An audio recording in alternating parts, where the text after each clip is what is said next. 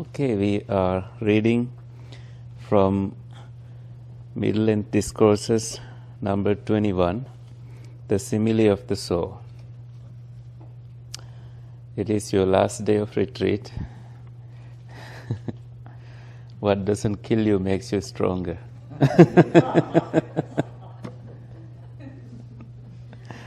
You all have survived how many days? 9 days of this. So tomorrow you are heading home and we'll discuss how that transition should be like. I'll read a little bit and then we can pause and discuss. Thus have I heard, on one occasion, the Blessed One was living at Savatthi in Jeta's Grove, Anathapindika's park. Now, on that occasion, the Venerable Molliya Phagguna was associating overmuch with bhikkhunis. He was associating so much with bhikkhunis that if any bhikkhu spoke dispraise of those bhikkhunis in his presence, he would become angry and displeased and would make a case of it. And if any monk spoke dispraise of the Venerable Molliya Phagguna in those nuns' presence, they would become angry and displeased and would make a case of it. So much was the Venerable Molliya Phagguna was associating with bhikkhunis. This was one of Bhante's favorite suttas. He gave this many times over and over again. So it was from him that I learned the significance of it. I had heard of it, but it was so important to learn the loving kindness aspect of it. Then a certain monk went to the Buddha, and after paying homage to him, he sat down at one side and told the Buddha what was taking place. Then the Buddha addressed a certain monk thus, "Come, monk, tell the monk Molliya Phagguna in my name that the teacher calls him." "Yes, Venerable Sir," he replied. He went to the Venerable Molliya Phagguna and told him, "The teacher calls you." "Friend Phagguna." "Yes, friend," he replied. And he went to the Buddha, and after paying homage to him, sat down at one side. The Buddha asked him, "Phagguna, is it true that you are associating overmuch with nuns, that you are associating so much with nuns, that if any monk speaks dispraise of those nuns in your presence, you become angry and displeased and make a case of it? And if any monk speaks dispraise of you in those nuns' presence, they become angry and displeased and make a case of it. Are you associating so much with nuns, as it seems?" "Yes, Venerable Sir." "Phagguna, are you not a monk who has gone forth out of faith from the home life into homelessness?" "Yes, Venerable Sir." "Phagguna, it is not proper for you, a man gone forth out of faith from the home life into homelessness, to associate overmuch with nuns. Therefore, if anyone speaks dispraise of those nuns in your presence, you should abandon any desire, any thoughts based on the household life." Suggesting that household life is about expressing anger, getting angry, not tolerating criticism. That belongs in that household life, not the monk life. "And herein you should train thus. My mind will be unaffected, and I shall utter no evil words. I shall abide compassionate for his welfare with a mind of loving kindness, without inner hate. That is how you should train Phagguna." So you can be cruel to someone, who is criticizing you, you can also be compassionate for his welfare, whether they are good or bad, does not matter, with a mind of loving kindness, without inner hate. So this is a very difficult thing to do. The Buddha is saying that is how you should train Phaguna. So all 21 of us, we will go in different directions. We'll be associating with people that are difficult. And the part that we can take care of is our own mind, not somebody else's. If you have inner hate, it's coming out from you. It's not coming out from anything else. So it is that part, I think, that we can take care of. How? By taking your practice out of these doors, out of these premises to your home. It is your heart that has this practice. And you constantly visit Brahma Viharas in your mind. You constantly visit Dhamma Sukha in your mind. So you have that energy that you cultivated here always backing you and supporting you in your thoughts, decisions, actions and spoken words. So that is very, very important, that you heal through these situations that come your way. The world will not stop. The world will evolve without us. That's the nature of the world. You leave a certain town and you go back 20 years later, you don't feel like that was the town that you left. The world that way will continue to evolve. You can cultivate these qualities, including loving kindness and all four sublime states, and be a friend to yourself by removing that inner hate and surrounding yourself with right people. That's very, very important. Otherwise, you will constantly be fighting with these people, and that does not bring you any peace. And so the Buddha continues, if anyone gives those nuns a blow with his hand, with a clod, with a stick, or with a knife in your presence. So that's a very step extra. This is going to physical assault level. So it is someone doing this to those nuns. You should abandon any desire, any thoughts based on the household life.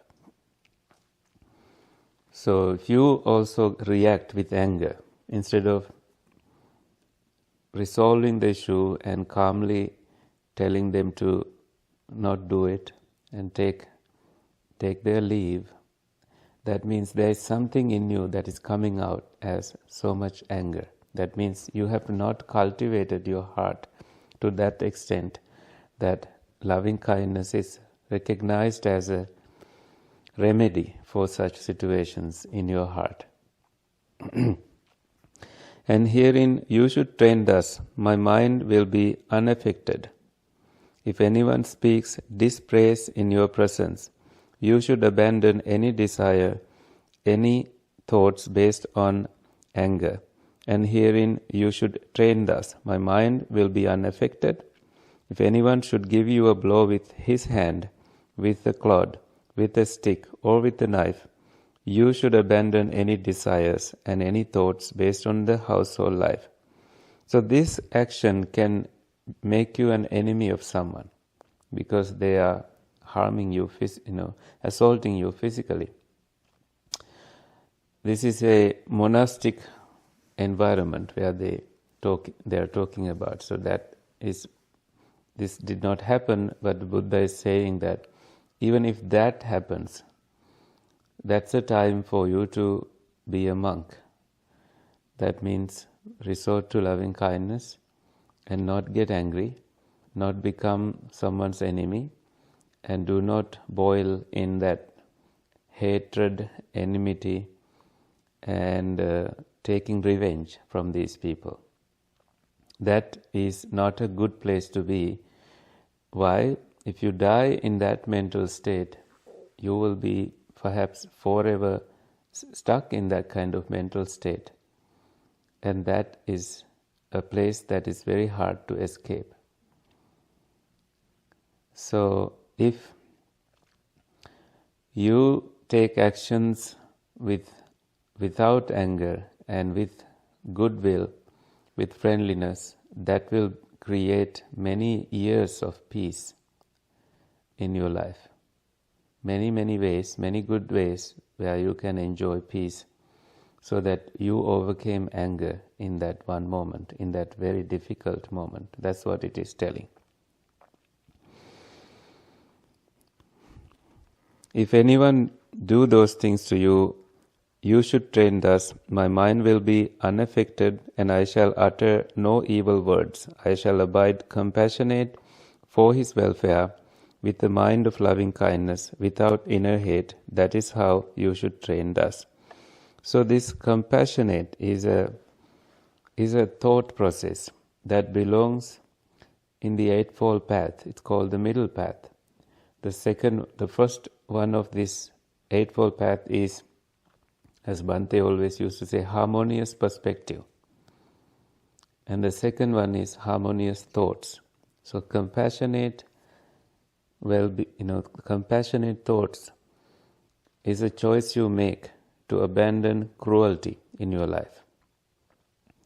That person was cruel to me, but I am on this Eightfold Path where I choose not to be cruel to that person. I am choosing to be compassionate, understanding that that person is in pain, in so much suffering. But that is not an invitation for me to be like them, to go to their level and plot a plan to murder them or anything, or to hurt them. Privately and publicly, we can wish them healing. We can radiate compassion their way, because that is so good for your heart to heal through compassion. Every time you do that, you are on the Eightfold Path, taking you toward the last one of the Eightfold Path, that is stillness, samadhi. What is experiencing stillness? You yourself, your mind. And that is only possible when you cultivate that kind of thought, compassionate thought. So after speaking to Phagguna, the Blessed One, the Buddha addressed monks thus: monks, there was an occasion when monks satisfied my mind. Here I address the monks this way: monks, I eat a single session. By so doing, I am free from illness and affliction. I enjoy lightness, strength, and a comfortable abiding. So a single session here is like eating usually the morning time. It's called, in Pali, it's ekasana bhogi, living like take a main meal, and then that is your main meal, and the one before is breaking your hunger. So that is how he would receive some rice gruel, some congee or something, some medicinal drinks, and then he goes on alms round and he has his main meal. Just like how you did. So you can continue this lifestyle. No one is stopping you from continuing this lifestyle. You all practice like monks here. So you can take that home with you.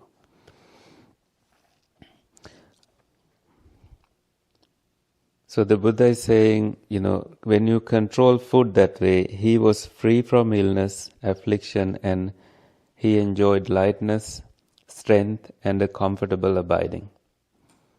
Your gut health is everything now. People are realizing it, right? Emotionally, and also the food that you feed your body. These are very important, you can think about controlling them and really take actions to control so that you have a pleasant, flexible body and you are free from illness. By so doing, the Buddha is telling monks to do it. By so doing, you will be free from illness and affliction, and you will enjoy lightness, strength, and a comfortable abiding. Sometimes you have to realize that no matter how much you eat, whether you ate little or so much, you will feel full about 20 to 25 minutes later. And that patience is very important so that you will not overeat. Or knowing how much you should eat is also very important, so your body doesn't have to digest extra or store extra food. So I always tell people when they serve us meals that my mantra is less is more. We monks are being served food sometimes, and they like to serve so much. Sometimes they believe that putting so much food to the monk's bowl is how you can receive so much in your life. There's this one lady who believed that Visakha, one of the wealthiest patrons of the Buddha, she received a huge dowry because she gave so much food and served extra food to monks. And as a result, when her family gave thousands of cows, more cows jumped over the fence and went. So I asked that lady, have you never had cows in your life? It's cows' nature to jump over the fence and go to the other cows that they bonded with. So don't serve us too much food thinking of those things. Just give us just enough. We don't want to waste food. Because she learned it from some YouTube monk, and she was putting too much food into our plates.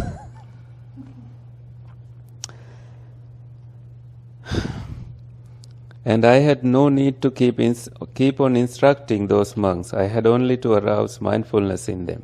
Suppose there were a chariot on even grounds at the crossroads, harnessed to thoroughbreds, waiting with goad lying ready, so that a skilled trainer, a charioteer of horses to be tamed, might mount it, and taking the reins in his left hand, the goad in his right hand, might drive out back by any road whenever he likes. In the same way, I had no need to keep on instructing those monks. I had only to arouse mindfulness in them. Like you all. So ready and prepared. Therefore, monks, abandon what is unwholesome and devote yourselves to wholesome states, for that is how you will come to growth, increase, and fulfillment in this Dhamma and discipline. So the opposite would be cultivating what is unwholesome and bringing them to growth, increase, and fulfillment. And that is not Dhamma, that is Adhamma. Suppose there were a big sala tree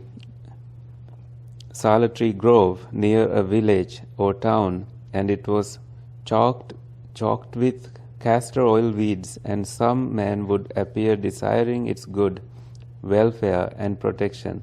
He would cut down and throw out the crooked saplings that robbed the sap, and he would clean up the interior of the grove and tend the straight, well-formed saplings, so that the sala tree grove later on would come to growth, increase, and fulfillment. So too, monks, abandon what is unwholesome and devote yourselves to wholesome states, for that is how you will come to growth, increase, and fulfillment in this Dhamma and discipline. This is like looking at a rundown house, a place, and then you clean it, give it a fresh look, so it is good again. Formerly monks in this same Savatthi, there was a housewife named Vedeka, and a good report about Mistress Vedeka had spread thus. Mistress Vedeka is gentle, she is meek, she is peaceful. Now she had a maid named Kali, who was clever, nimble, and neat in her work. The maid Kali thought, a good report about my lady has spread thus. Mistress Vedeka is gentle, she is meek, she is peaceful. How is it now, while she does not show anger? Is it nevertheless actually present in her, or is it absent? Or else is it just because my work is neat that my lady shows no anger though it is actually present in her? Suppose I test my lady. Bad decision. So the maid Kali got up late, and Vedeka said, Hey Kali, what is it, ma'am? What is the matter that you get up so late? Nothing is the matter, madam. Nothing is the matter, you wicked girl, yet you get up so late. And she was angry and displeased. And she scolded. Then the maid Kali thought, the fact is that while my lady does not show anger, it is actually present in her, not absent. And it is just because my work is neat that she shows no anger, though it is actually present in her, not absent. Suppose I test my lady a little more. So the maid Kali got up later in the day. Then Mistress Vedeka said, Hey Kali, what is it, ma'am? What is it the matter that you get up later in the day? Nothing is the matter, madam. Nothing is the matter, you wicked girl, yet you get up later in the day. And she was angry and displeased. And she spoke words of displeasure. So that part is not recorded. She spoke words of displeasure. That means there was more of this. Then the maid Kali thought, the fact is that while my lady does not show anger, it is actually present in her. Suppose I test my lady a little more. So the maid Kali got up still later in the day. Then Mistress Vedeka said, Hey Kali, what is it, ma'am? What is the matter that you get up still later in the day? Nothing is the matter, madam. Nothing is the matter, you wicked girl, yet you get up still later in the day. And she was angry and displeased. And she took a rolling pin and gave her a blow on the head and cut her head. Then the maid Kali, with blood running from her cut head, denounced her mistress to the neighbors. See, ladies, the gentle lady's work. See, ladies, the meek lady's work. See, ladies, the peaceful lady's work. How can she become angry and displeased with her only maid for getting up late? How can she take a rolling pin, give her a blow on the head, and cut her head? Then later on, bad report about Mistress Vedeka spread thus. Mistress Vedeka is rough, she is violent, and she is merciless. So the experiment was successful. People will be testing you like this in your life. That rolling pin is only for making paratha. Right? Roti or something. It's not for harming anyone. In the same way, some monks are extremely gentle, extremely meek, extremely peaceful, so long as disagreeable courses of speech do not touch them. But it is when disagreeable courses of speech touch him that it can be understood whether that monk is really kind, gentle, and peaceful.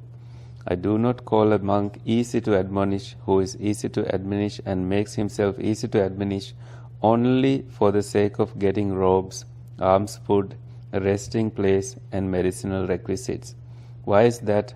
because that monk is not easy to admonish, nor makes him easy to admonish when he gets no robes, alms, food, resting place, and medicinal requisites.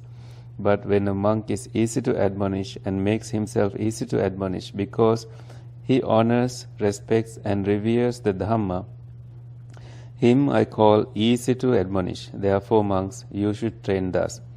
We shall be easy to admonish and make ourselves easy to admonish because we honor, respect, and revere the Dhamma.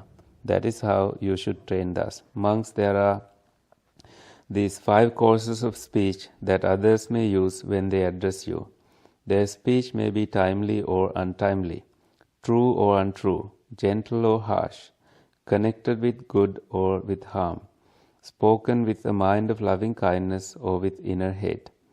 When others address you, their speech may be timely or untimely.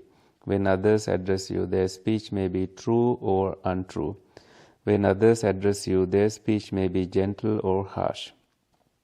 When others address you, their speech may be connected with good or with harm. When others address you, their speech may be spoken with the mind of loving kindness or with inner hate. Herein, monks, you should train thus. Our minds will remain unaffected, and we shall utter no evil words. We shall abide compassionate for their welfare, with the mind of loving kindness, without inner hate. We shall abide pervading that person with a mind imbued with loving kindness.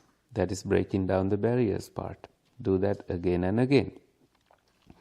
And starting with him, we shall abide pervading the all-encompassing world with a mind imbued with loving kindness, abundant, exalted, immeasurable, without hostility and without ill will. That is how you should train thus. In other words, you remove yourself from that situation and you remove the image that you created about that person from your mind by bringing loving kindness to your heart and using that as an opportunity to radiate loving kindness to the all-encompassing world. So that person became your teacher, and you use that as an opportunity to radiate loving kindness to the world. Monks, suppose a man came with a hoe and a basket and said, I shall make this great earth to be without earth. He would dig here and there, strew the soil here and there, spit here and there, and urinate here and there, saying, Be without earth, be without earth. What do you think, monks? Could that man make this great earth to be without earth? No, Venerable Sir. Why is that? Because this great earth is deep and immeasurable.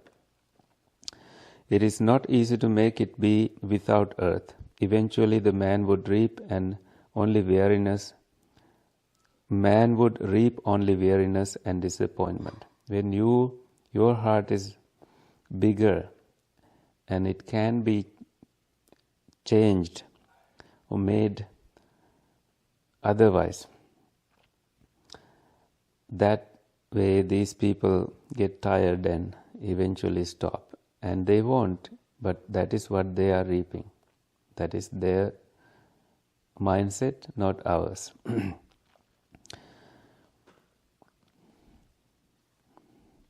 Monks, suppose a man came with crimson, turmeric, indigo, or carmine and said, I shall draw pictures and make pictures appear on empty space. What do you think? Could that man draw pictures and make pictures appear on empty space?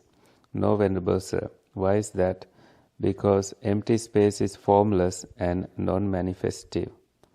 It is not easy to draw pictures there or make pictures appear there. Eventually, the man would reap only weariness and disappointment. Now they use drones for this purpose. But that's aside the point. This is anointing us for us to cultivate loving kindness and be like the empty sky. They throw colorful things your way and they just fall. They don't leave a mark in your heart. Monks, suppose a man came with a blazing grass torch and said, I shall heat up and burn away the river Ganges with this blazing grass torch. What do you think, monks?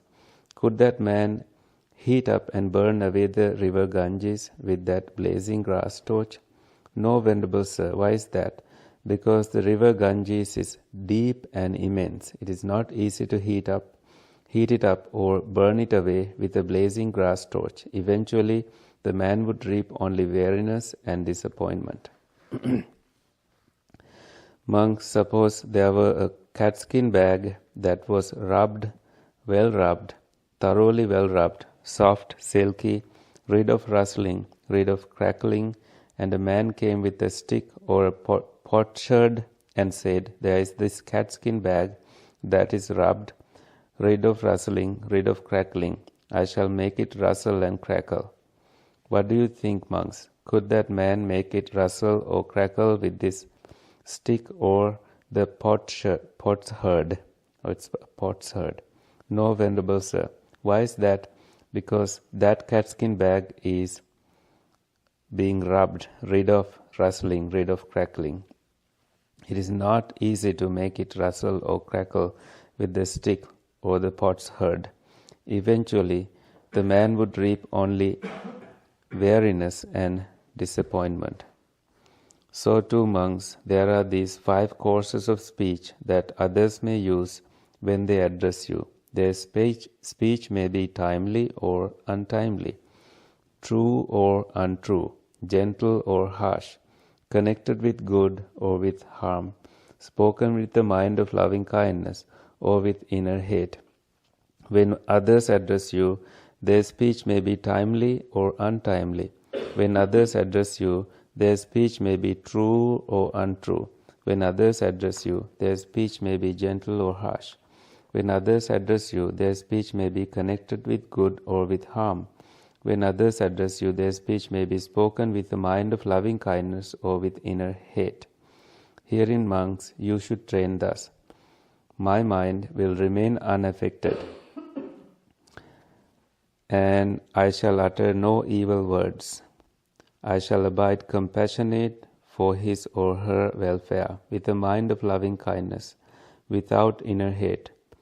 I shall abide pervading that person with a mind imbued with loving kindness, and starting with him or her, I shall abide pervading the all-encompassing world with a mind similar to a catskin bag, abundant, exalted, immeasurable, without hostility and without ill will. That is how you should train, monks. And then the name for this sutta, the simile of the soul, comes from this simile. This sutta and all these suttas in this section is under Opamma Vagga. Opamma means similes in Pali. So this is the simile that this sutta is known for. Monks, even if bandits were to sever you savagely,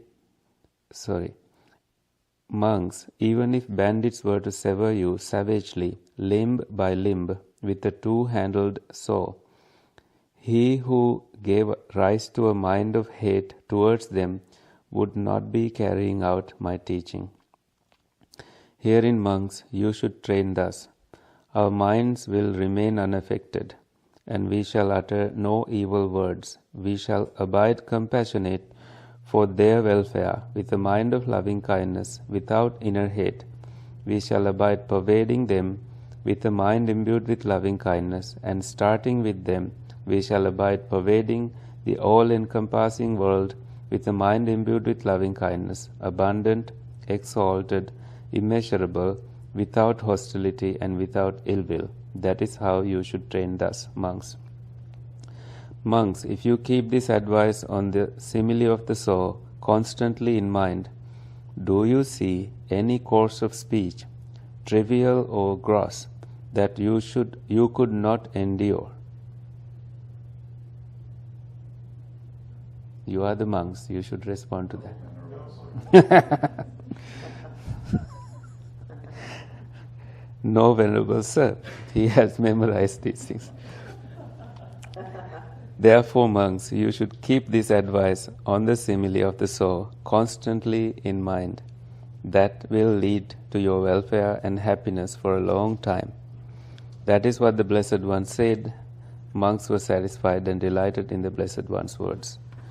So there was this lady called Samavati.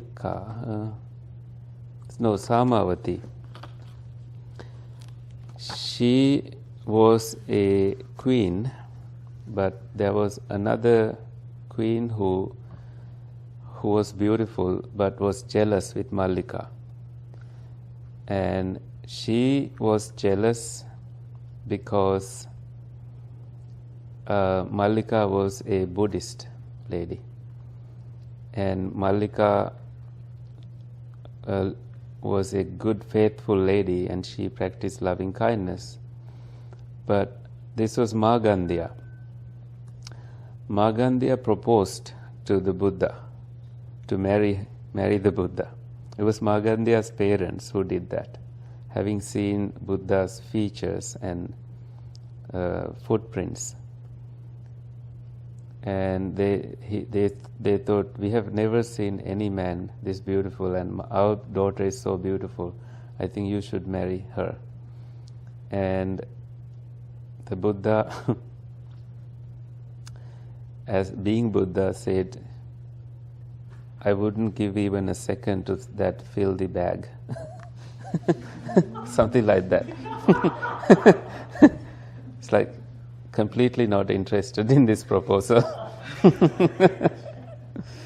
And she hated to be called whatever the Buddha said. I did not recreate it, but it sounded something like that. So this upsetted her so much, and she married the king to take revenge from the Buddha. And Mallika was the favorite. Samavati was the favorite of the king.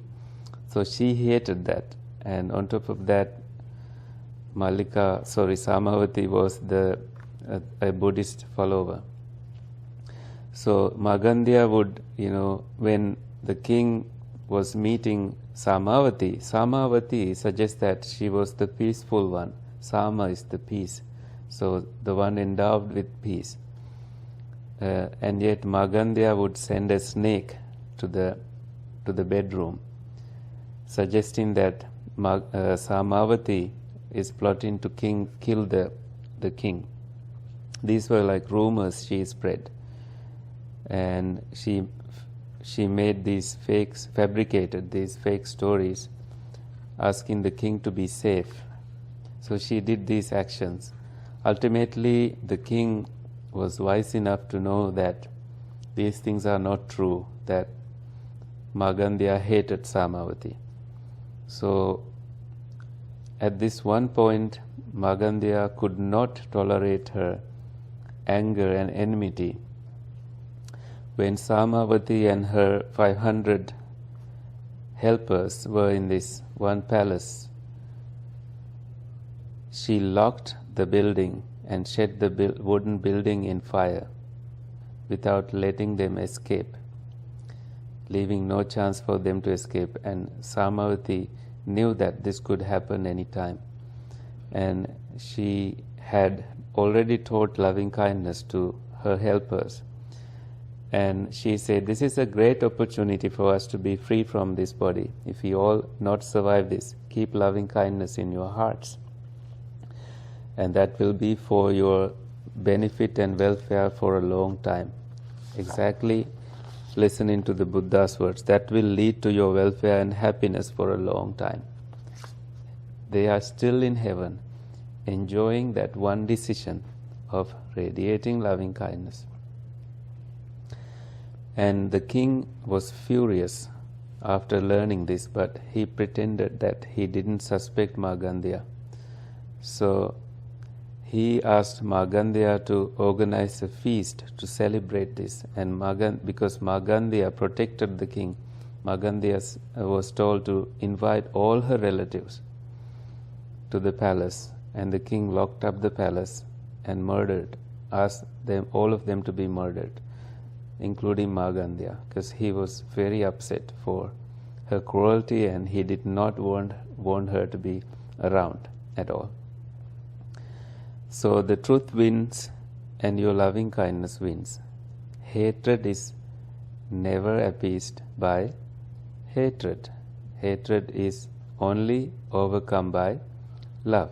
So that is putting us into this full spectrum of life and death, where our focus has to be the life after, making that if you are not enlightened and you have not reached arahanthood, if there is any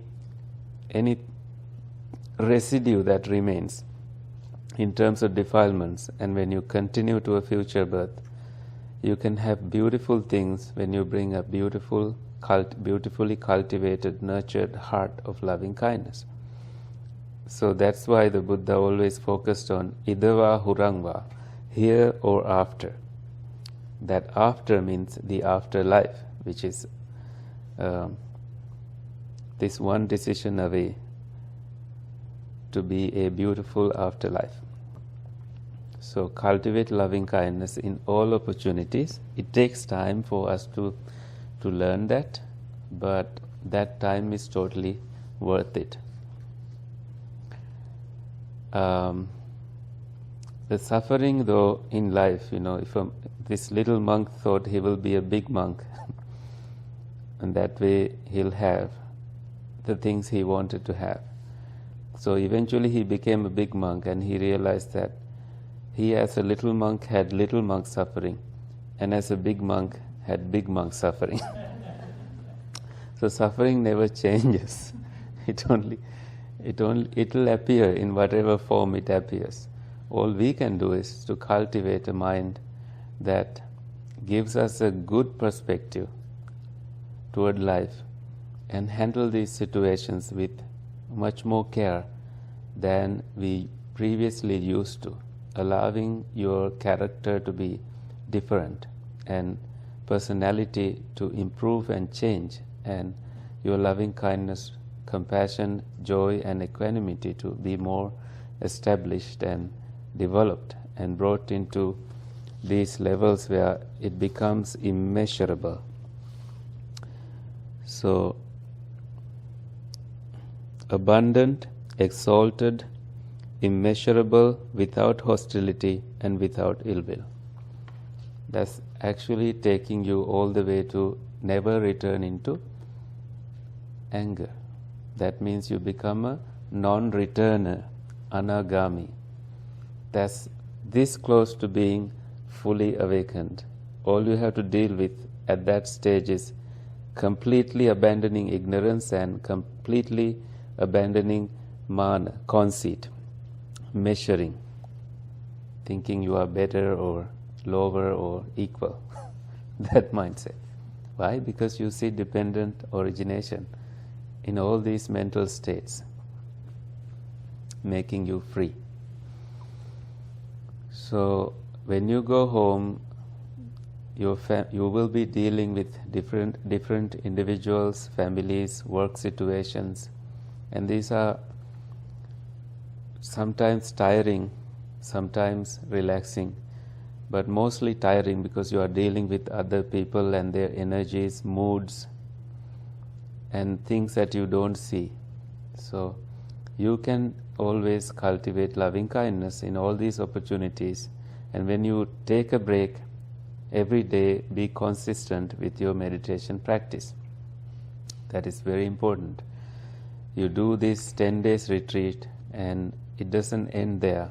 When you become consistent, connect with our Dhamma talks here and meditate daily, that is very good for your mind. That will allow you to see that different version of you that you tried to cultivate. That is very, very important. So consistent meditation practice. Remember, 50% meditation is coming to the cushion. The rest happens there in the meditation. So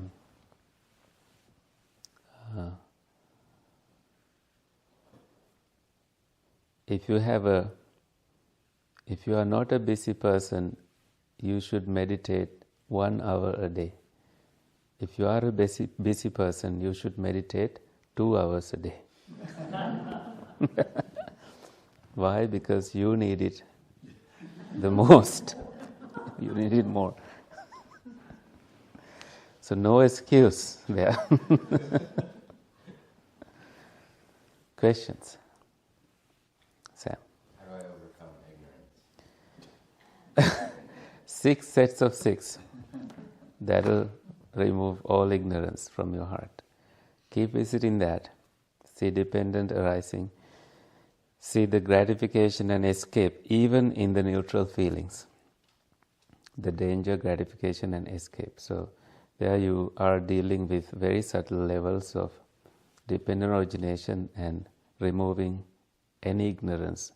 If you thought that anything in this samsara was gratifying and gave you pleasure, that thought will be full of ignorance, and you will remove that by seeing not only the pleasant feelings, not only the painful feelings, but also the neutral feelings that we tend to ignore, thinking that there is an escape there. But there isn't. When you see their arising, their being, and their cessation. And if you thought that you could take that as a person, a permanent self, you see their arising, you see their existence and cessation. So you don't, at that moment, you don't take it as a self. So you remove that belief. And you work on seeing what do I not know in terms of this body and mind mechanism, how they work. And when you remove not knowing in all the places, in your eye, ear, nose, tongue, body and mind, that brings you true knowledge. And continuously seeing dependent co-arising and cessation will take you all the way to a person with true knowledge. So the Buddha realized it and lived according to what he realized. It's called Vijja Charana Sampanno, endowed with a conduct that fitted his realization. That he understood something and he lived a life according to that. So you will also be seeing dependent origination in any opportunity, whether it is grief, happiness, or whatever it is. You see dependent origination, removing ignorance in all those moments where you thought, oh, there is a sufferer here, I must suffer. Oh, there is no person here, I can let this go. This too shall pass. That's the right mindset. You know the difference between us and the Buddha? Do you know that? The difference between us and the Buddha is that we don't know who we are. So that removes ignorance from your... Knowing who you are removes any ignorance that you have carried this far in this cycle of birth and death. Some suttas talk about going to the fourth jhana and visiting previous lives, and that way also you understand that, oh, I was this person in that birth, I lived this many years, this was my career, this is how I died. When you discover that, you definitely want to be out of this cycle, out of the matrix, as some would say. Other questions? Anaya. If let's say you would have to protect yourself if somebody attacked you, and it would be a response and a reaction out of fear, out of protection.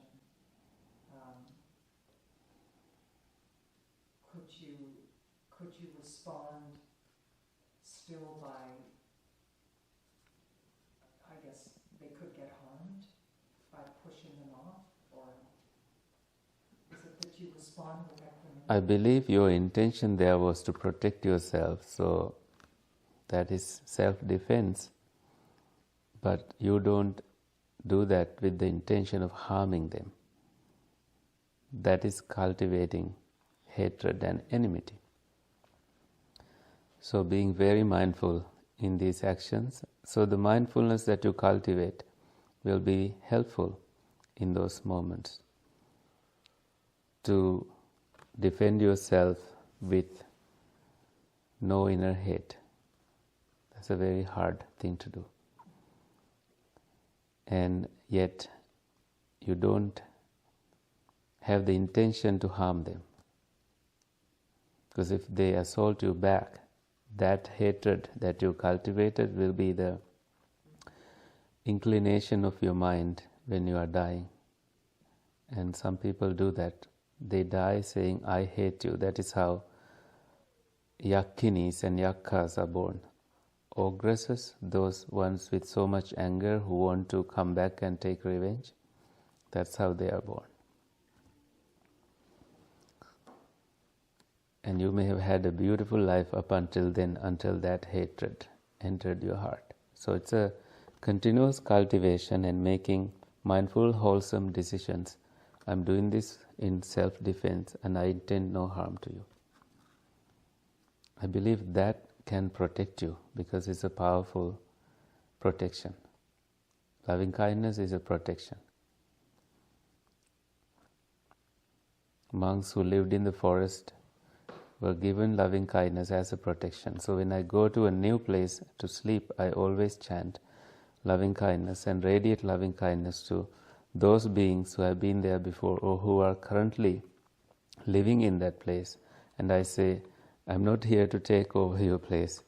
You be happy here. I will sleep here and I will live, living it as best as I can. I found it. So that way you have a deal with the deities, unseen spirits or whatever. Because monks one time, 500 of them went to meditate in this forest and they could not meditate because the spirits were upset that they had to come down the trees because monks were more respected and they could not stay up top when monks were sitting under their houses. They had to abandon. So they decided to do ghostly things and scare away the monks when they tried to meditate. So monks did not speak because of their vow of silence, but they found out that monks were getting skinnier and looking pale and not happy, not smiling. So the senior monk, as he was fetching water, decided to break silence and ask another monk, is your meditation going well? He said, no, I see these ghost sightings and I'm frightened, I can't meditate.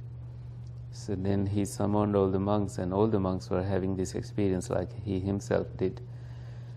So they abandoned the forest and went to the Buddha.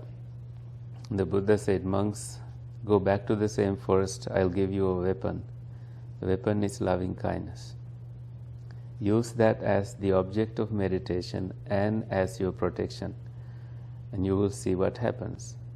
So these heavenly beings, with that kind of loving kindness coming out of these monks, they felt so pleased. They decided, we are helping these monks. We'll go to the village disguised as humans and tell the villagers, those monks need these and these things.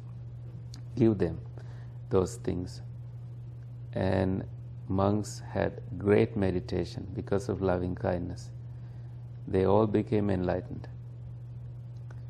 And the merits of their awakening assisted these beings to go into higher planes and their good intentions. So that has ripple effects like that. That chant is the chant that is chanted like 1,000,000 times a day, and you have no idea how many times the Metta Sutta is chanted. So I always encourage you to recite it in English or in Pali or in any language you know it of, and use it as a good protection. Even when you are driving home from work, you can do it. There is a lady in Detroit, Sri Lankan lady, she had this habit of chanting, she still does, chanting the loving kindness discourse in Pali, because Sri Lankans know it, Thai people know it, Burmese people know it by heart. She happened to be in this accident, and she still believes that it is that loving kindness discourse that protected her. Nothing happened to her. So that's how powerful these things can be. Other questions? In yesterday's talk, Tika. we were talking about the feelings and how they were like good, like pleasant, neither unpleasant, and Neutral? neutral or not pleasant. But so I think before my perception was like it should be something to be avoided, like the feeling, but it's just the clinging part that should be abolished, right? Yeah, feeling cannot be avoided, like undone. It is there. It is the upadana, grasping, that we work on and dry out and remove by understanding the true nature of it. So the feeling is also impersonal, or is it personal? Everything is impersonal, because if the feeling was you would tell the feeling to be there forever and it would listen. It never would happen. Feelings are dependently arisen. That's the truth about it. Therefore, we remove any gratification, any world we build around them, thinking that this person, this feeling, this thing should be there forever. When you have coffee in the morning, you always think this glass is already broken. That's the nature of everything. It looks perfect, but you decide that this is already broken. When one day it breaks, it's a relief for you. One thing of your life. Farewell. Anaya? I broke Ratika's coffee. That is why. It was already broken. You didn't break it. Sam? What is dependent origination? Dependent origination is dependent on the I and forms. I consciousness arises. Meeting of the three is eye contact. Dependent on eye contact, there is eye feeling. Pleasant, painful, neither painful nor pleasant. And dependent on these feelings, there is eye craving. Dependent on eye craving, there is eye clinging. Dependent on eye clinging, there is habitual tendencies. Dependent on habitual tendencies, there is what? Pain, birth, decay, aging, sorrow, grief, lamentation and despair. That's how the whole mass of suffering arises. And the cessation of I forms, I consciousness, also has to be seen. And therefore you don't see that there's any person, permanent self in it. And that way you break that barrier that keeps us from seeing the truth. That we took everything personally as you, as yourself, where there was control. And when you see this way, that world collapses. And eventually you break free by seeing this constantly. Seeing that this is what it is like to experience the mind of the Buddha, an awakened person. and you try to find anything that is permanent, not arisen dependently, and you will fail. And be happy that you did that search and eventually stop that search, because there is truth understood by your own investigation. And that teaching is called cause and effect teaching, and that teaching became one of the most important teachings of the Buddha's teachings, and that is how he taught, and that is not how other teachers at the time taught. So the Buddha was able to reveal the truth to the world through the teachings of dependent origination, and that is called setting in motion the wheel of Dhamma, and that still continues to teach up until this day. Thomas. Where is karma generated in that, in the steps? Is it the birth phase or is it like a sankhara? Karma is vivid, that karma can manifest many births later, or right immediately, or that some karmas gets cancelled because of your meditations. So if you ask where this karma gets carried away, it is in the same dependently arisen being that is neither you nor a different person that continues the karmic influences. And yet you inherit them because you are the one who had the intention to perform these verbal and bodily and mental actions. So hate, too much hate will create a manifestation like a birth according to too much hate. So you will be born in woeful plains where there is so much hellish pain. So these karmic seeds are planted in us, and that we continue to own them until one day you become kammakkhaya, someone who has eradicated karma, that you have become an arahant, a person whose actions does not produce merits, demerits, or good karma or bad karma. These are called actions only, whether it is your mind, body, or words. So kammakkhaya is a state that describes an arahant. And punya papa pahinassa, an arahant is someone who let go of merits and demerits.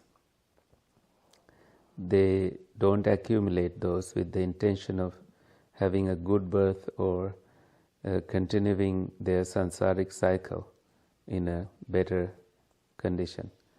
They decided that, no, I am done doing this again and again. I need to break free from this cycle. So that is really a good karma. And all these actions we do will lead us in that direction. You can say to someone, be well in hell, but that's not something nice you should say. You should remove that kind of thinking. You know that Zen monk who responded to the soldier, that story? So he was in a rush. He said, I have only 2 minutes. Tell me what is hell and what is heaven. And the monk said, nothing. He remained quiet. So the soldier got angry and raised his sword and said, you going to speak or not? And the monk said, that is hell. That anger he showed is hell. And he put the sword down. The monk said, that is heaven. Removal of that anger. So in our karmic seeds, we continue to cultivate greed, hatred, and delusion. And in our wholesome actions, we continue to dry them out. and ultimately be free from karmic effluence, karmic and meritorious stuff. Until then, we need merits to continue. We need merits to have longevity, merits to have strength, merit to be healthy. So that's why we share merits at the end of these good deeds that we do, that there are beings who depend on our merits, that they are dead and gone. They don't have a body like we do to make merits, give danas, and be free. So they seek beings who practice meditation, practice generosity, practice giving. So through them, their minds get uplifted, and they really want more of that. That's in extra stuff. Sam? Where can I go to learn more about dependent origination? Google. Practice? What can I read? Or Practice and reading, both, really. But you don't need to accumulate too much knowledge. You can go to the Middle Length Discourses and read. And you can also go to Nidana Vagga. There's a chapter on causation in the Samyutta Nikaya. These two will be enough. what can I practice? Like if Seeing it and analyzing it in your mind. well, And let's say I don't have the books. What can I practice to understand dependent origination?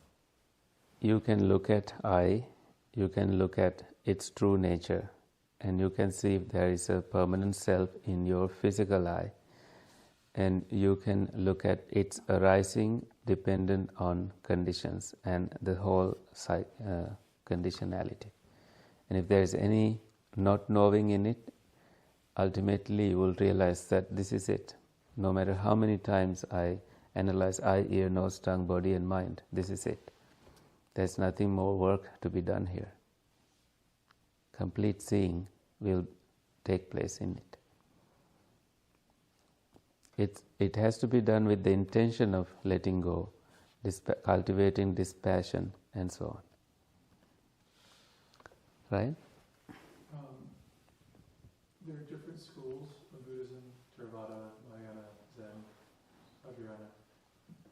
All the others I don't know. Hahayana. You smile a lot, it's Hahayana. Those are all different branches from disciples. Like how did that emerge, that there are the different orientation, school, philosophy? It's like how Dhamma Sukha evolves. Many teachers are produced and they teach Dhamma Sukha TWIM method in their own ways, sometimes close to what Bhante taught. Sometimes they want to be creative, right? It's like that.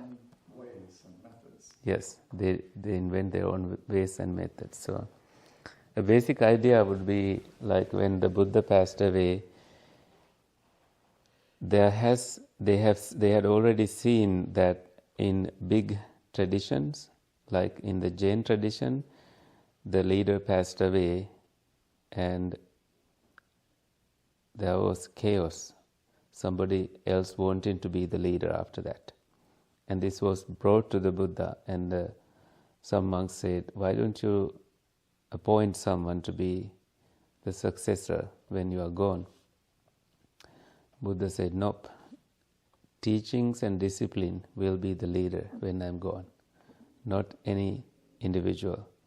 There were many good monks at the time, and you can see that no monk can claim that he is the Pope of Buddhism because of this decision made by the Buddha.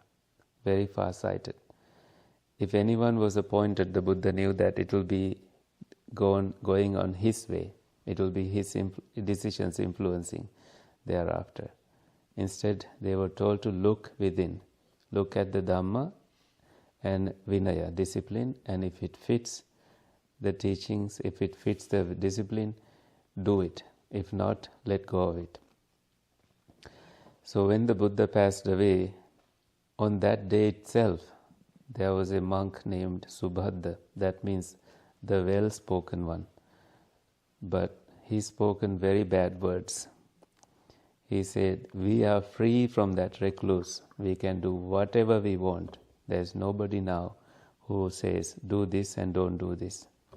So he was known as Abhadra, who's not Subhadra anymore, bad-worded monk. And this alarmed those enlightened monks, and they came together. It only took 3 months for them to organize and get the support of the king. They held a council in which they needed Ananda, who was not yet enlightened. So Ananda and 499 enlightened monks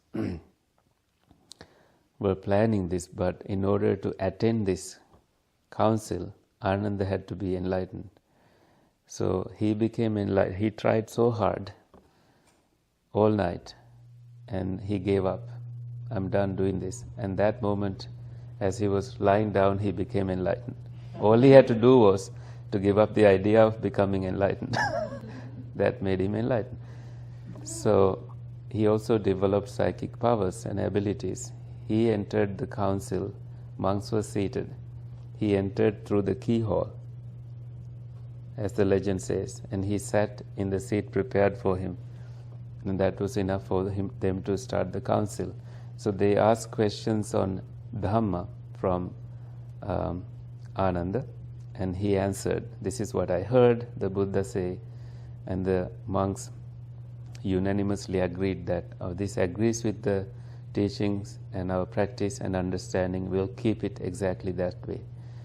And questions on Vinaya, they asked from a monk named Upali, who was foremost among those who kept Vinaya rules.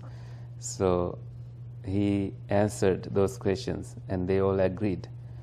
And after that, the recital tradition was steadied, and different monks were ordered to protect the teachings. You take care of the middle-length discourses. You take care of the connected discourses. You and your students look after the numbered discourses. Your tradition look after the Dhammapada. So they committed to memorizing them daily, and they did not want to make a single mistake out of respect to the teachings and to the teacher. So that is how these were carried upon, is that the way to say it? Like were preserved to the next generations. But within they had to do a second council and a third council. But what happened in the first council is that there was majority that were not enlightened. They were upset that they were not included in making these decisions. They already had opinions and wanted to change things. So they grouped on their own way, and they started their own traditions and schools. We are not doing what they are telling. We are doing what we think is right. They wanted to be a little bit. Although the Buddha had told that you can change kuddha anukuddhaka sikha, little and minor rules, these 500 arahants decided that no, we are not changing anything out of respect to the teacher. And things changed, monks adapted, but major rules they did not change. And yet 18 schools of Buddhism came, and different teachers and fake monks entered the order. Kings were involved to give them different jobs and disrobe them. So that went on. So there is the first council, second council, third council. These are well documented. And kings had to support, until one day in Sri Lanka there was this drought, lasted 12 years. And monks fled the country, only 12 monks remained. And these monks made a heap of sand and came together with little water and little food they received. They were fatigued, but they continued reciting. So they did not want the Dhamma to disappear. The drought ended, there was prosperity again. Those monks who fled came back and compared the teachings with those 12 monks, and they realized that nothing has changed, everything remained. And they begged the king that we should not let the Dhamma disappear. We should start to organize and write these down. And they, for the first time, scripted it in palm leaves and preserved it after. That went to China and other countries. So for that matter, Sri Lanka is respected as a country that preserved the true teachings. So these things are like taught in Buddhist civilization, Buddhist philosophy classes that we had to take. A lot of details of these. Who sponsored it, how many monks attended, what they decided, and so on. And all the 18 schools of Buddhism. Sarvastivadi, and Bhante liked to call this Suttavadi because he followed suttas. Right? Suttavadi. There is an organization called Suttavadins. Yeah, it was a branch of those 18. Yes, it was a branch too. Their beliefs were, there was two kind of minor things, but they took the suttas and the discipline as the teachings of the Buddha. Teachings of the Buddha, right. And they did not accept the Abhidhamma. Oh yeah. Which came later, right. Yeah. So that's basically how it happened, like it evolved. You can Google 18 schools of Buddhism, and I believe we can trust Wikipedia on that. Other questions? Okay, let's share merits. May suffering ones be suffering free, and the fear-struck fearless be. May the grieving shed all grief, and may all beings find relief. May all beings share this merit that we have thus acquired for the acquisition of all kinds of happiness. May beings inhabiting space and earth, devas and nagas of mighty power, share this merit of ours. May they long protect the Buddha's dispensation. Sadhu, sadhu, sadhu. Actually, Vajrayana and all these traditions evolved geographically also in different locations, and they are now converging, coming together. Based on the social cultures like Zen Buddhism, there's a lot of that the Buddha thought about. He said, Anujanami bhikkhave rajanang anuvattitum, monks, whatever country you go, follow the law.